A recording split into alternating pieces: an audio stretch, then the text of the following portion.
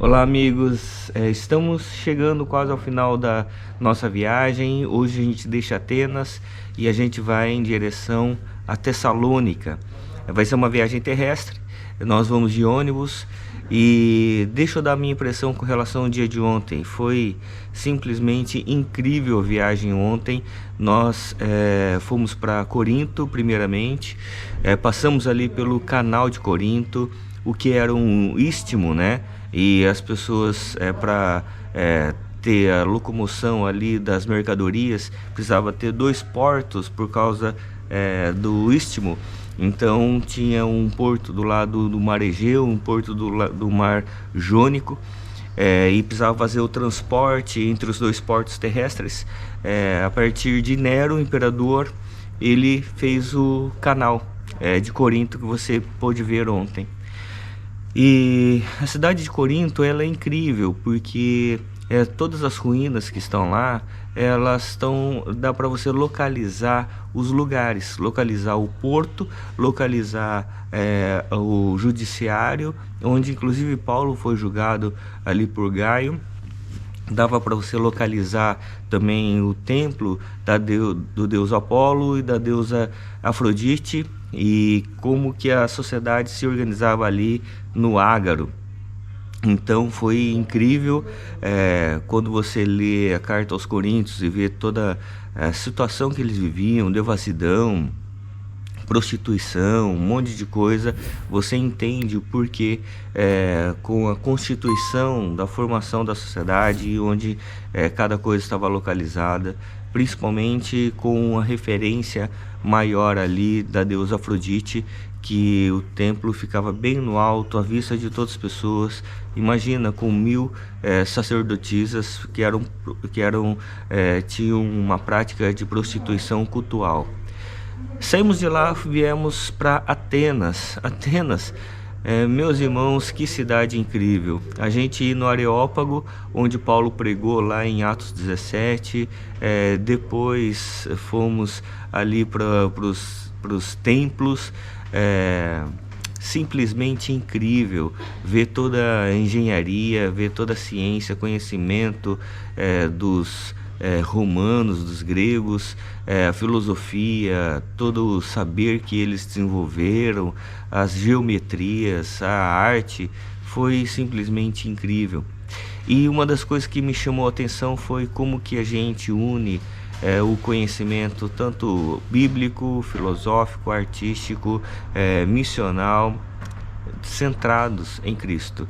Você entende o que Paulo diz quando ele vai pregar aos Coríntios, que ele prega Cristo e este crucificado.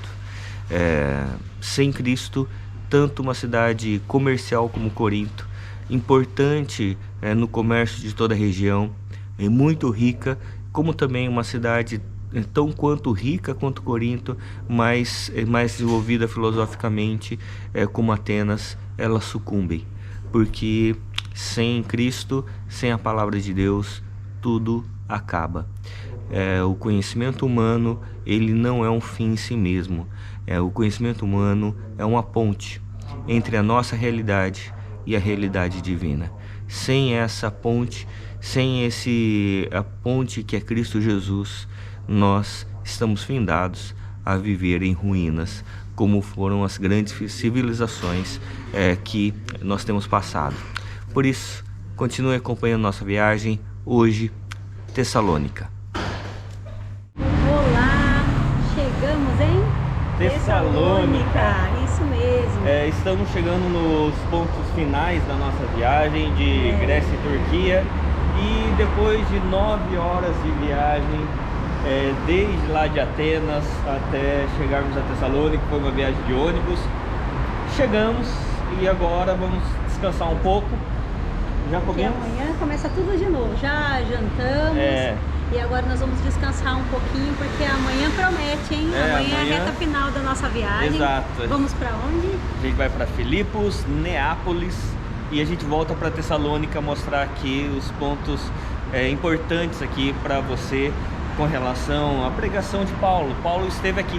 Paulo plantou a igreja em Tessalônica, que ele vai dizer que é a igreja modelo para todos os crentes do mundo romano, grego-romano, né? Tanto da Macedônia quanto Acaia. Estamos em Tessalônica. É isso aí, pessoal, vamos lá continuar nossa viagem e a gente vai mostrar tudo para vocês.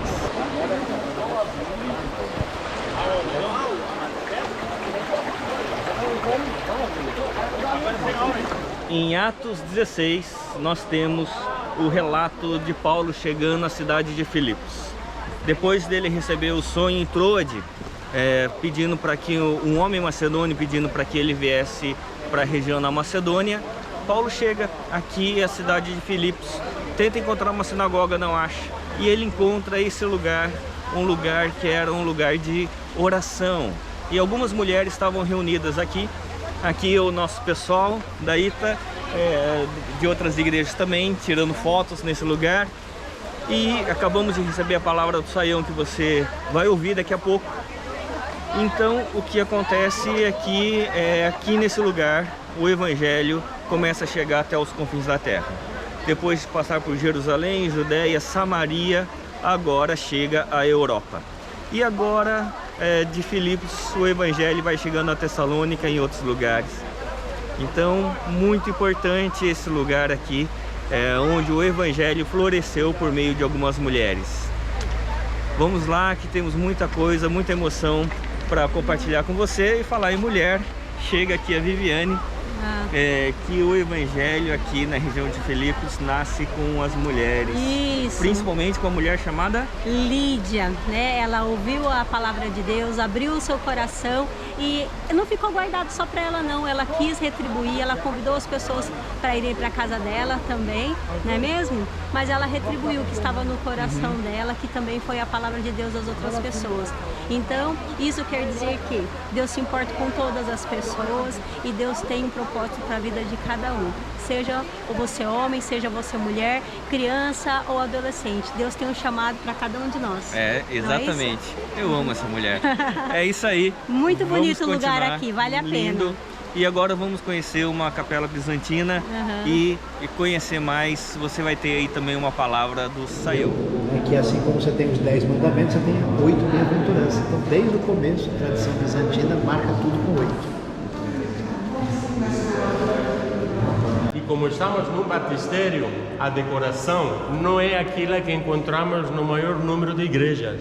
É uma decoração especial. Normalmente, numa igreja ortodoxa, no céu, está o Jesus Cristo Todo-Poderoso, que em grego se diz Pantocrator, porque o prefixo pan significa todo e kratos é o poder. Mas não, estamos num batistério, logo que temos o batismo no Rio Jordão. E as restantes cenas são cenas que relatam a vida e os milagres de Paulo.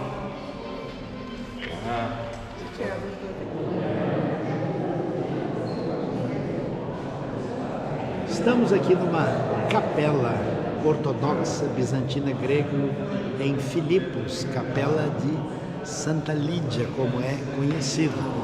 Nós vemos uma arte sacra muito bem elaborada, definida aqui, quando podemos ver ícones que têm a ver com a referência não só à teologia ortodoxa, como também a momentos especiais da história bíblica. Vamos ver que a arte bizantina, além de ter consagrado o que nós chamamos de modelos octogonais em homenagem às bem-aventuranças, também tem ícones bidimensionais onde há a proliferação do elemento dourado, que não só remete à transcendência, mas também diz respeito a essa questão da luz, que é tão bem trabalhada aqui nesse ambiente. No fim, nós temos uma representação muito nítida do sagrado a partir de uma categoria platônica que marca muito dessa tradição religiosa, espiritualidade da cristandade do mundo grego ortodoxo bizantino, diretamente de Filipos, no norte da Grécia, para todos aqueles que fazem parte dessa nossa caravana de estudo da Bíblia, da teologia e da história. Aqui nesse rio Zigactes, em Filipos, nós celebramos o batismo de Lídia, que aparece em Atos capítulo 16. E esse lugar é bem especial. Versículo 12 de Atos 16 diz: dali partimos para Filipos na Macedônia, que é colônia romana, a principal cidade daquele distrito. Ali ficamos vários dias. No sábado saímos da cidade e fomos para a beira do rio, onde esperávamos encontrar um lugar de oração. Sentamos-nos e começamos a conversar com as mulheres que se haviam reunido ali. Uma das que ouviam era uma mulher temente a Deus chamada Lídia, vendedora de tecido de púrpura da cidade de Tiatira. O Senhor abriu seu coração para atender a mensagem de Paulo. Tendo sido batizada, bem como os de sua casa, ela nos convidou, dizendo: se os senhores me consideram uma crente no Senhor, venham ficar em minha casa, e nos convenceu. No final do capítulo, quando eles saem da prisão, Paulo e Silas foram à casa de Lídia, onde se encontraram com os irmãos e os encorajaram, então partiram. Os judeus tinham espalhado colônias em vários lugares do Império Romano. Filipos é uma cidade diferenciada nesse ambiente romano, chamado de colônia romana. No entanto, não existe uma comunidade judaica suficientemente expressiva aqui. Existe uma expressão hebraica chamada minyan, que significa grupo de 10. Assim? A máscara, desculpa, eu não estou entendendo aqui os métodos secretos. E esse termo diz respeito a 10 pais de família que são suficientes para formar uma sinagoga. Então não tinha sinagoga em Filipos. O que existe então? Existe um lugar de oração.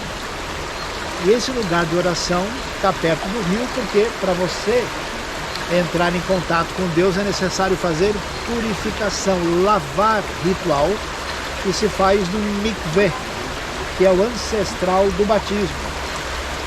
E nesse sentido você vai ver, Paulo procura a sinagoga, não tem, então ele encontra um lugar de oração, e quem está aqui são as mulheres. E é curioso isso, porque o Evangelho de Lucas tem uma intenção muito nítida de dar atenção ao protagonismo de elementos que são secundários. Então é o samaritano, é o pobre, é gente que está fora do status quo. E um dos temas de Lucas são exatamente as mulheres. E não só aparece o destaque das mulheres, tanto no Evangelho como no livro de Atos, mas de uma maneira muito particular aqui. A coisa que me chama a atenção é que os evangelhos e mesmo Atos mostram muito o encontro de indivíduos, pessoas. Nós somos muito capazes de imaginar que o mundo vai ser melhor por ideias melhores, por sistemas melhores e não por pessoas melhores. E as pessoas só são melhores quando elas são gentilmente confrontadas com a graça e a presença diferenciada de Deus. E o Evangelho mostra esse encontro de Jesus com pessoas em Atos também. Então o grande apóstolo Paulo vai encontrar com Lídia. E quem é Lídia? Lídia não é Lídia. Lídia é o nome de uma mulher que imigrou da região da Lídia. Assim como a gente diz no Brasil, aí o Goiás já chegou, a Lídia já veio, ela vem de lá, ela é uma imigrante, ela é uma mulher e ela sobrevive de comércio. Vocês já viram isso em algum lugar? Ela sobrevive de comércio porque ela vende um tecido, que é um tecido de valor caro, que é o tecido de púrpura. E é interessante porque você tem esse cenário do mundo romano, um cenário inóspito, um cenário onde a gente está esperando que o Messias vencedor seja o ganhador. E a pergunta é: qual é o caminho de Deus para a vitória? É um caminho extraordinário, é um caminho que vem de uma noite mal dormida. Paulo quer ir para um lugar, para o outro, o Espírito de Jesus o impediu. E aí o homem da Macedônia, aqui, região escolhida por Deus para o evangelho chegar primeiro, venha nos ajudar aqui. E Paulo vem para cá. Quando ele vem para cá, o que acontece quando a gente ouve a voz de Deus? Dá tudo errado na nossa vida. Paulo acaba sendo preso, foi uma confusão danada, e o caminho de expansão do poder de Deus no Império Romano, no mundo de fala grega, se dá por uma mulher que, aliás, aparece sozinha, não tem marido dela, não tem nada, ela aparece absolutamente, somente ela, e é comerciante e é imigrante da região próxima da Ásia Menor. E é interessante porque a frase ela é assim, bonita demais, né? Porque a gente acha que a gente tem o controle, que a gente tem o domínio, que Roma tem poder, e a frase desfila no texto dizendo que o Senhor abriu o coração de Lídia. Eu acho espetacular isso, porque ninguém mexe dentro de você. Você fecha você com 7 chaves. Você sabe como se comportar socialmente e sabe qual é a realidade aí dentro. E eu já vi pessoas a vida toda fechando o seu coração para uma série de elementos, até que um dia Deus bate na porta e ninguém segura. E aí ele mexe no coração de Lídia. E é curioso, porque o caminho da vitória dos exércitos romanos, tão bem preparados, que dominam e serão senhores do mundo, ele recebe aqui um contraponto, onde a grande vitória do Senhor se dá por meio de uma mulher que sabe vender roupa por um preço adequado e que migrou para cá, muito certamente por uma questão de oportunidade econômica. Então, para a gente aqui é um momento especial, porque abre um caminho, né? As terras da Europa que tiveram a oportunidade de ter de primeira mão a chegada do Evangelho, isso chega através de Lídia. Então eu queria que a gente agradecesse a Deus pela nossa vida aqui, a gente pensasse nos caminhos diferentes de Deus que nem sempre ocorrem por meio de poder e de sistemas, mas por meio de ação divina no coração de pessoas. E quando Deus escolhe agir por protagonismo que nós nunca imaginaríamos. Então aqui hoje é um dia especial para as mulheres. Nós vamos hoje ter aqui Deus, né, criou homem e mulher na sua sabedoria para serem parceiros na criação e no reino de Deus.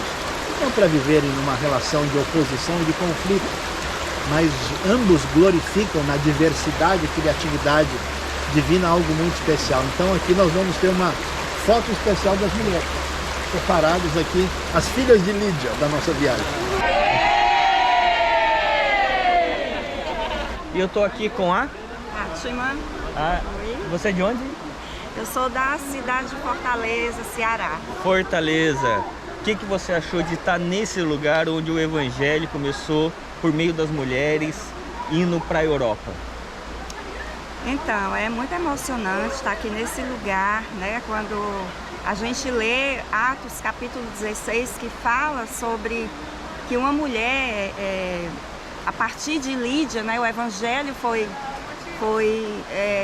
se estendeu à Europa por conta de uma mulher. Isso nos traz uma alegria muito grande, porque a gente vê o quanto que o ministério feminino ele é importante, né? O quanto que as mulheres têm contribuído para o reino de Deus, né? Este lugar é muito especial. Esse lugar mostra como Deus age na história de pessoas comuns, pessoas improváveis, pessoas que não teriam nenhum protagonismo na sociedade, mas Deus escolhe pessoas especiais como eu e você, especiais para Ele, que são comuns ou até colocadas de lado nesse mundo para usarem. E aqui foi o lugar onde Deus escolheu agir na vida de uma pessoa imigrante, uma pessoa comerciante, uma mulher. E isso nos dá uma abertura para fazermos diferença onde estivermos, como mulheres, como crianças, como pessoas, na vida de pessoas simples, comuns, como você e eu e como outras pessoas que estão ao nosso redor. Vamos fazer diferença?